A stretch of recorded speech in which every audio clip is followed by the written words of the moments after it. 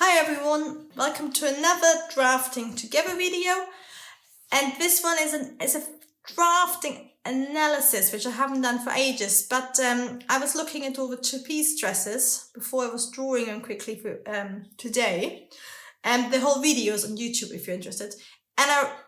And sometimes if you look at something again, you actually realize how beautiful they are. So I thought it'd be actually really nice to draw out the detail and analyze it. And then if any of you make it, it's maybe a bit clear on how to adapt your basic trapeze dress into these.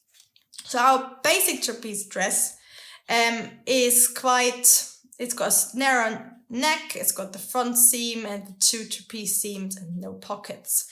And this one is a bit different. It's a bit like a summer version. So we've widened the neckline. We added a button stand. And then instead of seams, we've done darts, which are really clever. We've done quite short but quite wide sleeves. And they've done a really set-in armhole, which I quite like to look at. And with really big patch pockets. And then there's something really clever happening here, which is, can you see, if I zoom in, it's sort of fitted around the bust line, but then there's lots of volume happening in the back. So it's actually a little bit, probably if you wanted to make it, I would do a draft first. So it's got that nice, quite wide neckline, which probably is slightly higher in the back for fit. I think it's spring summer 1959, but don't quote me on that. I think it's Yves Saint Laurent's second season. And then it's always hard to see these photographs, but then you got the shoulders,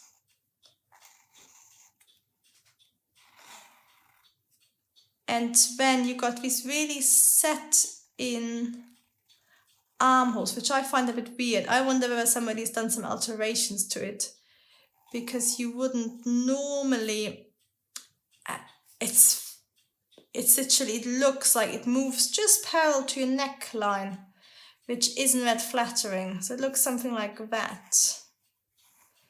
And then the dress itself actually is like this. So it's quite wide, but the sleeves are like set in here. So that's where your side hits. And I think there's some sort of construction going on underneath. And of course, Balenciaga did that as well a lot, where it's these big dresses, but there's quite a lot of hidden stuff going on. So they fit, because you don't want a sack, you want something which fits sculpturally around your body. So it moves with the body and is defined by the body. Because we've got these two darts. It's either a very high bust point or they start just above the bust point and they go straight and then they go out into the two pockets. And then you got these big pockets, which I've done slightly too low, but it doesn't matter. And the pockets have like a flap on top, which I think might be stitched down at the corners. So, because you don't want it so flapping around, you want to have that 3D look, but you want it to be stuck down, a bit like menswear. We always have a pocket stitched shut. So I think it's stitched shut here and here. And you just put your hand from the top, and then it's sort of invisibly mounted. But what's really clever around here is that it's quite fitted. Can you see? So it's like an empire, like a very Jane Austen Regency dress. But then this is sort of really wide back and a bit shorter than Regency. So I think underneath, if I draw it in a different colour, which hopefully be able to see, underneath I think there's a separate garment, which is like this.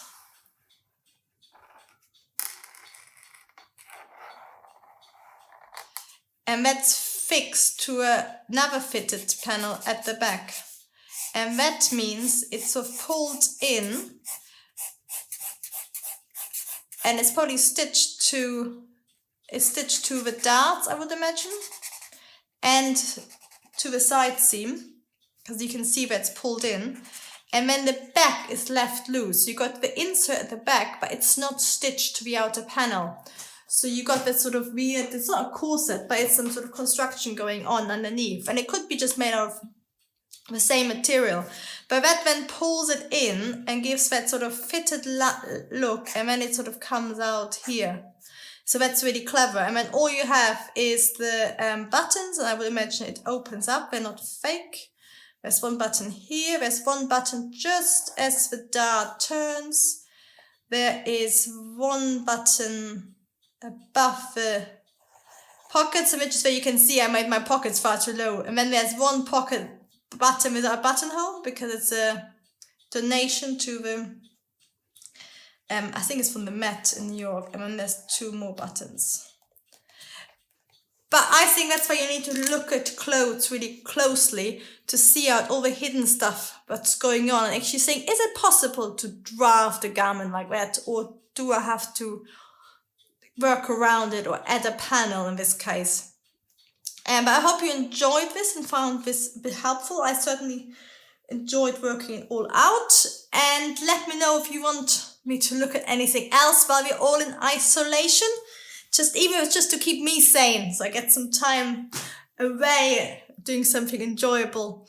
And thank you very much for watching.